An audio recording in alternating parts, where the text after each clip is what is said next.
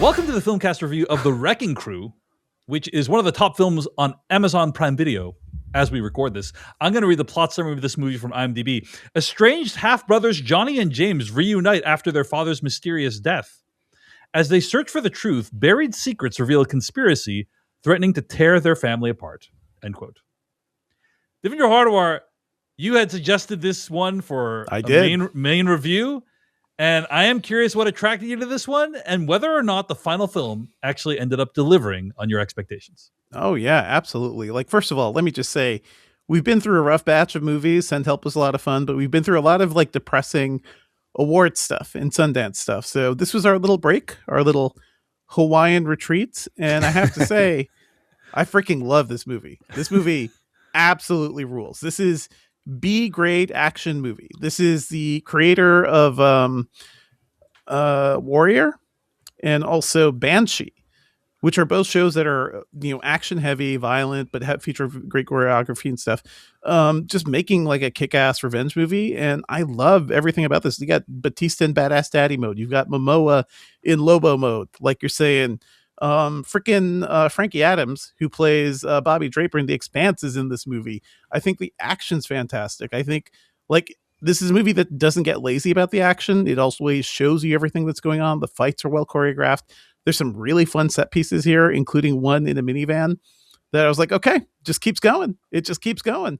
I had so much fun with this movie. It gets brutal, but if you're used to the stuff from Jonathan Tropper, like Banshee and like Warrior, you'll probably be used to that. I think this movie is an absolute blast. Yeah, you have to check your brain a bit, but to me, this is like peak B-grade mid-budget action movie. We used to have a ton of these. These things used to be in theaters, and we used to love them. And they used to replay on cable endlessly. We used to love them. We used to be a society. We used to be a society. We used to be a civilization.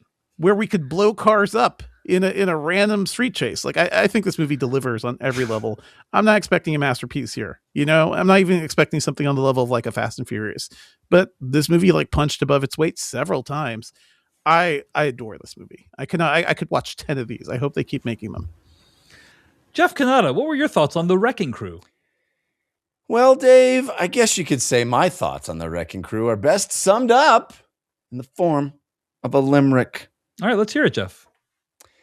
I remember when I could have fun watching scenes with those big wall of guns.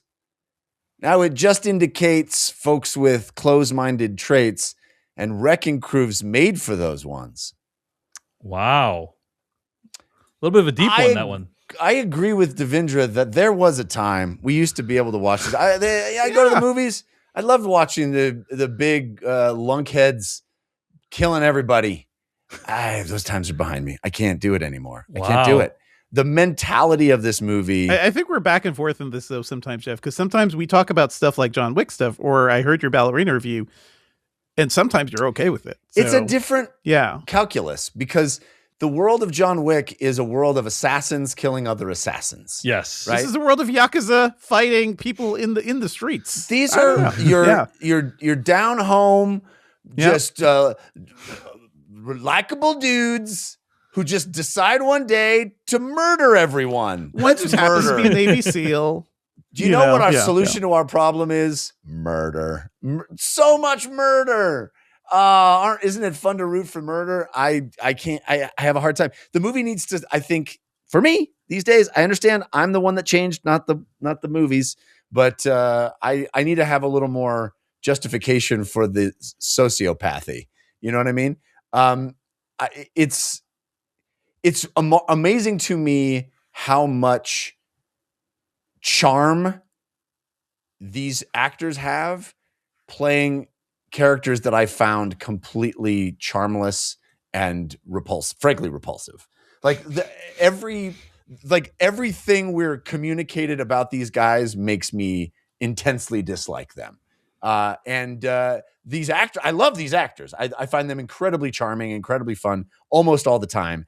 And yet the world we're told, it's so bro-y, it's so testosterone-y, and like everything that I see in the news right now that repulses me is celebrated in this movie. It's just such a rah-rah, let's be the toxic masculinity thing. And hey, I'm just going to say that, come at me, I have whatever. to say, Jeff, I feel like you're being a little unfair to this movie because it's not like they want to do this.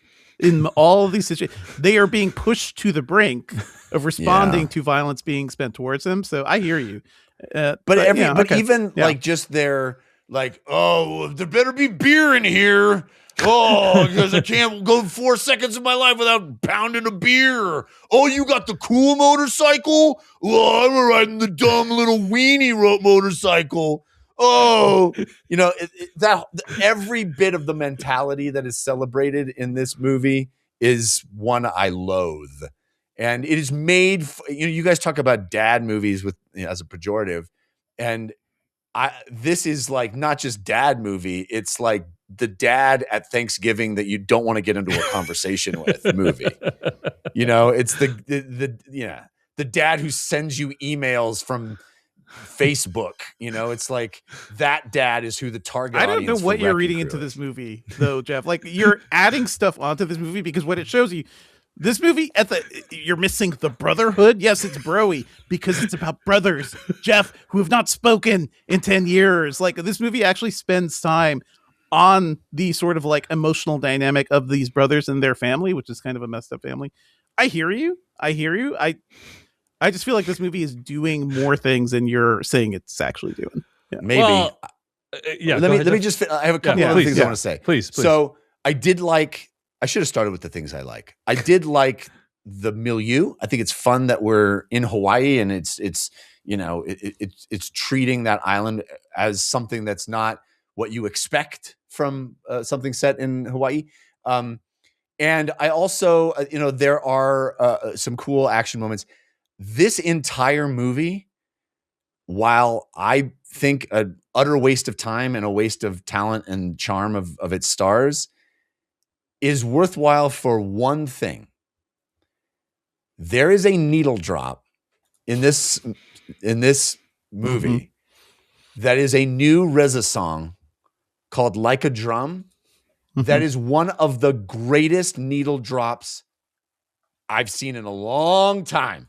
And there are a lot of great needle drops in this movie too. A lot of great needle drops. That one in particular, like this song evidently was created for this movie. So I gotta respect the movie. They're giving us a new RZA song. RZA did it with his son. Evidently, it's called Like a Drum. Beating on your head like a drum. Beating on your head like a motherfucking drum. It is so hard. And the way it comes in, where the song doesn't have any music behind it, he just starts talking. And he just starts talking, and we're like getting into this action sequence, and he's just like, it's just a cappella for a second. It's so hard and so awesome that it almost makes this movie worthwhile for me, but not quite. Well, as usual, I think I come in a little bit between you guys. I will say that this movie really had me in its first 30 minutes or so. Yes. Well, because Jason Momoa mowing down dudes in his house. There is an action scene in the first 30 minutes that is incredibly good. And honestly, as with many things we talk about, in my opinion, the movie peaks there. Like, that is the peak of the movie. Like, it uses up all its action goodness on that scene. And then I'm like, oh, well, if this is what they did for the opening action scene, like, I can't imagine what the final action scene. And there is a big final action scene. It is not as good, in my opinion, as that opening action scene. There are several like action scenes throughout, which I think are all distinct, right? Like, maybe they don't reach this level. I agree, but the issue I think I had is that one felt like the most grounded one. Like, action scene felt like, oh, I could actually see that happening in reality, like in our real world. Like, yes, it's really over the top and very violent and gory, but that's like within the realm of like human physics, right? And then nothing else in the movie is like that, in my opinion. Like, no other action scenes are like that. And so it felt like what started as a very grounded movie of like, oh, these two brothers reconnecting after this horrible tragedy, then kind of spun out of control into, wow, we are going to go the most over the top action scenes possible. It honestly feels like two different movie ideas stitched into one. Like, one is like a very grounded, gritty drama with these two brothers, and the other is just like the most outlandish, ridiculous action scenes possible. And the first like 30 to 45 minutes is this very grounded one, and then everything else is just ridiculous, wild. I can't even take it seriously, over the top. And this feels like of the Bad Boys milieu. Like, that's the thing. You've got the straight man, the wild man, and shit gets progressively crazier. I guess. I mean, even this is a Bad Boys movie. Even Bad Boys, I feel like, is more grounded than a lot of the stuff happening when they're destroying a shanty town in Bad Boys 2. When they're throwing corpses off the Miami highways in Bad Boys 2. Maybe I'm talking more about like how a lot of the later action scenes use a lot of CG, in my opinion, in a way that, like, yes, Bad Boys used a lot of visual effects, but Michael Bay brings a certain level to it, a certain quality to it that like is not present here. So but I have to say, Angel Manuel Soto, who did Blue Beetle, and we didn't hate that movie. I thought that movie was very good. That movie was good. Very he has an eye for action. Fun. Like, I think he has the Michael Bay eye for action right here in this thing. Well, again, the first action scene, I was like, that is so good, and I'm like, if this is the movie, this could be like one of the great action movies of all time, and then everything else is not as grounded, and it kind of becomes very, very ridiculous. And I felt there's an SUV shootout that's a lot of fun too. That kind of starts. We can talk about it, but in spoilers. But like, I felt like, the first action scene, I was just so taken with. I was like, not only is it really well choreographed, but it's also very, very bloody. Like bodily injury is inflicted at a very intense level. And I was like, oh wow, this is like a very arms will get ripped off. Dark tone for like this what I thought was like a fun action movie. And this movie also has like kind of some shades of social justice as well in there as well. But overall, I would say pretty mixed bag. A couple of decent action scenes, and I don't think Jason Momoa and Dave Bautista are quite charming enough or funny enough to really pull this off in a good way. But, it wasn't a total waste of time. There's a couple good action scenes, a couple good moments. I will say one other thing before we move to spoilers, which is I don't think this movie did a very good job with the villains. And what I mean by that is there's multiple villains, and I don't think the movie did a good job of setting them up. I don't think the movie did a good job of like making you really despise them, which I think the best movies of this genre do a good job of. And as a result, the ending did not feel particularly satisfying. And I think when you get to the end, you're like the movies you're talking about, Devindra, like the Bad Boys movies, right? Like when I'm watching those movies, I'm like, I freaking hate these guys. Claes Bang, how do you pronounce his name? Claes? Right. I don't know. Yeah. But Claes Bang from that Dracula show, and also from a bunch of great TV shows, I thought he is very punchable in this. Like, he is. I mean, he's just chewing scenery, baby. He's a talented actor, but like I don't. He doesn't even enter the film really until like an hour into the movie. And so like, I think for the other movies you're talking about, like I'm watching like Bad Boys 2. I'm like, I hate that guy. Like I want them to kill that guy, like this movie, you're right. He doesn't appear till halfway through. This movie spends a lot of time setting up what the relationship is between the brothers and the family dynamic and everything. And I appreciate that. It starts as like a much more grounded. I'm like, oh, this is about the relationship between these guys, and it's going to be like this like very serious exploration, and then it just completely kind of jettisons all that, in my opinion, by the end. So #family, man. It's all #family. Yeah. All right. I do want to return just briefly to the trope that I mentioned in the limerick, which is now. It used to be this thing that was like so cool when it happened in movies, and it happens in movies so often. The scene where we open the doors to the secret room where I have all my guns on pegs on a wall. Like I got all those pegs that I meticulously set up. The gear up scene. There is a gear up scene in the movie. Yeah. So it used to be. That used to be. I love that scene where Keanu says, "Guns. We need guns. Lots of guns." It was so cool back in the day. I can't now. That communicates to me. Oh, your main character has this room in his house. He's a douchebag. I do not like this character. You've communicated to me how he has deep-seated issues to keep guns on pegs in a secret room in his house. I don't care if he's a Navy SEAL. I don't care. He's an asshole. I don't like him. Wow.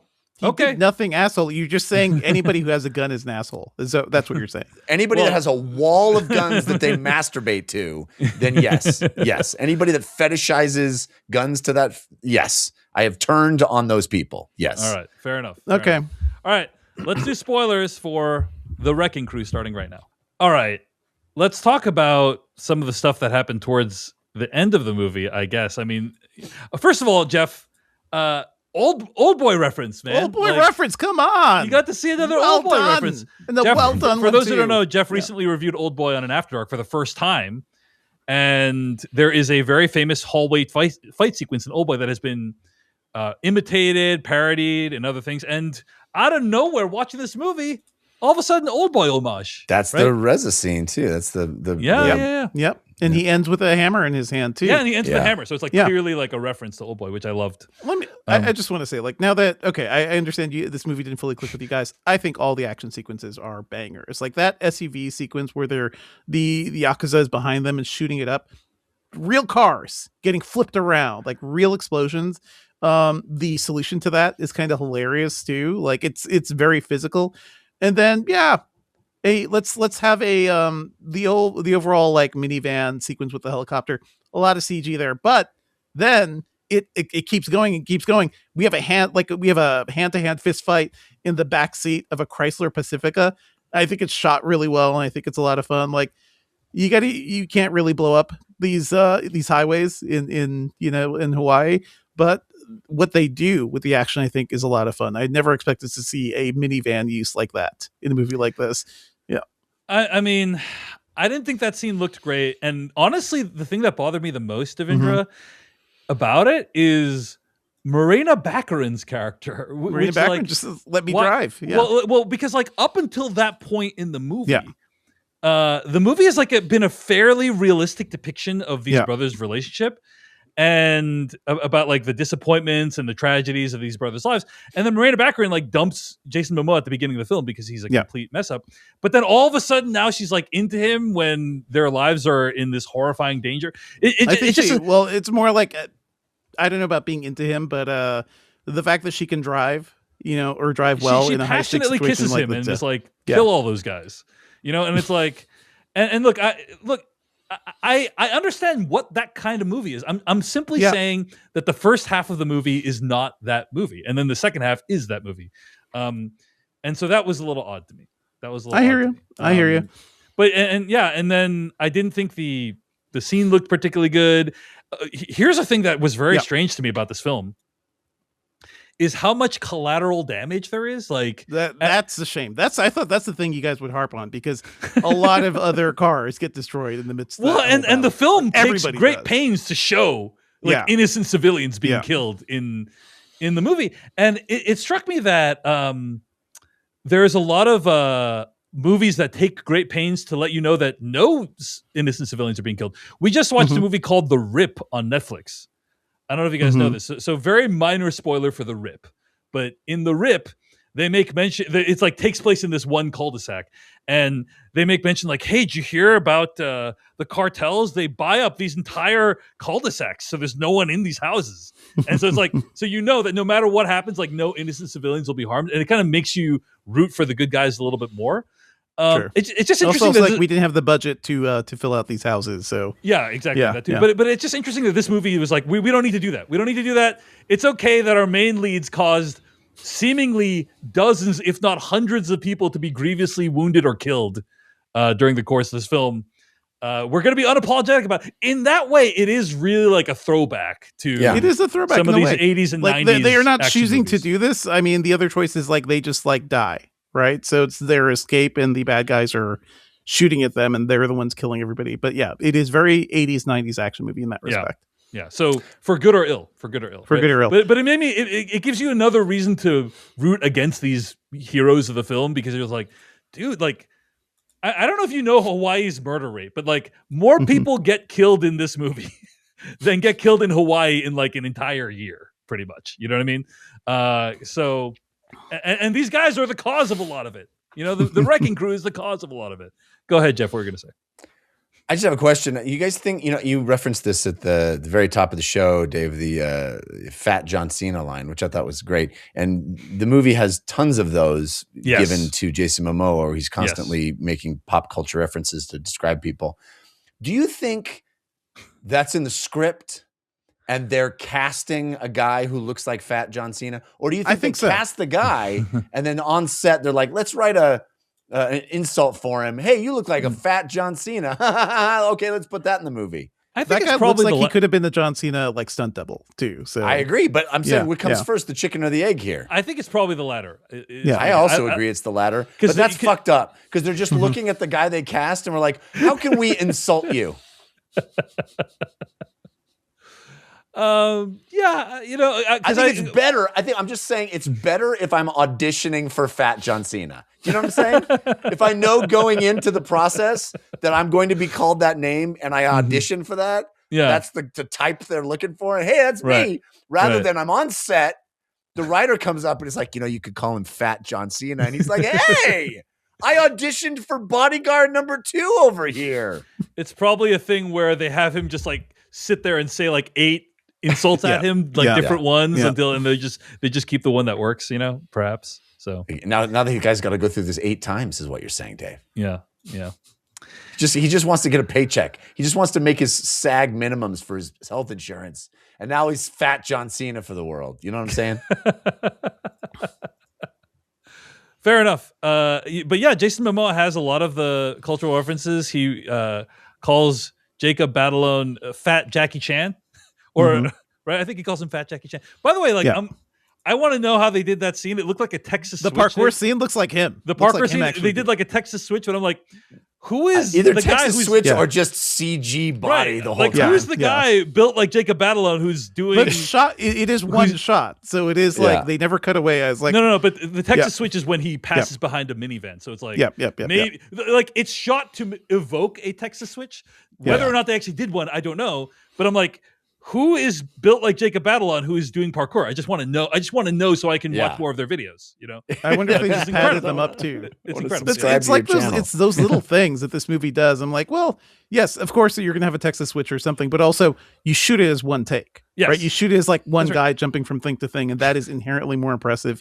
The scene early on with Bautista at the bottom of the pool with all the other people just sitting there. The way that's framed, like that is. Yeah, there's some really good well done. artistic flourishes. Again, the opening action scene where Jason Momoa is just freaking annihilating those Asian dudes. I mean, it's just he is wrecking those guys, like dismantling them piece by piece. I love the head Yakuza guy, Miyavi, played by Miyavi, who's he was the guy from Kong Skull Island. Really well done. Just really like, oh, that's the bad. That's the big bad. Yakuza, and he really gives it his all here too. Yeah. But yeah, Jeff, I have a lot of sympathy with your viewpoint of like, oh, hey, we're just gonna go into this guy's house and kill everyone. I'm like, oh, what? Like, because I literally thought this was going to be like a grounded, drama of these brothers at the beginning of the film with some like really cool action, and then by the end, it's just like we're just going to literally kill. We're just going to literally murder like 100 dudes at the end. That's really what it ends up. And I'm just going to put this out there. Was that guy's crimes really that bad? I mean, right. Like was that guy really that bad that he needed to kill 100 dudes? Is my thing, I would argue no. I would argue the real monsters are the wrecking crew. Like, sure, he's a bad guy. He's bringing illegal. He murdered his wife. Just a little bit of murder. Cut off some fingers. Yeah, but I'm just saying the guy who makes the wall of guns with pegs on them, kind of looking for an excuse to murder hundreds of dudes. You know what I'm saying? So yeah, real mixed bag this one. Like there are some really fun, beautiful moments to it, and then also some really upsetting moments. It's just overall a very baffling package, I have to say. But it is one of those guys. We have seen mixed bag action movies on these streaming services, and I'm not gonna like look down a gift when I'm given one, like one where people actually gave a crap about the action and I don't know, tried to deliver us a throwback. So yeah, I hear you. It feels very strange these days. There is a lot of collateral damage. I think overall it's a fun action movie. Like this is This is one that actually tries to have some sort of like emotional heart to it. I like the family dynamic. I like the fact that they're really struggling to deal with themselves as brothers. They get a bit of a they live wrestling match in the middle of this too, to fight out their emotions. That scene actually was really fun. Well done. That was really well done in my opinion. And also that is action as text. Like that is action telling us about the characters. And this is the conversation they haven't had in 10, 20 years or whatever. I appreciate all those things. But you know, at the end of the day, they had to like deliver a big action movie. I do think it's sad we didn't get to see Frankie Adams in action because she is great. I love her in The Expanse as Bobby Draper. That woman can kick butt. This like the entire cast is filled with people who can kick butt. I wish she got more of a chance in this one. That's my big thing. Mm-hmm. I wish we got to see her. All right. Well, at the end of the day, it is really impressive that is it Angel or Angel? Angel? It's Angel. Angel Manuel Soto made a movie. Thank you so much for watching this video of the Filmcast. Check out these other videos that we have available, and be sure to hit like, subscribe, and hit that bell icon to get other videos from us in the future. You can also go to thefilmcast.com to catch all of our audio podcast versions of all of our episodes. And support this podcast at patreon.com/filmpodcast, where you can sign up for ad-free episodes and exclusive After Darks. Thanks so much to everyone who makes the Filmcast possible.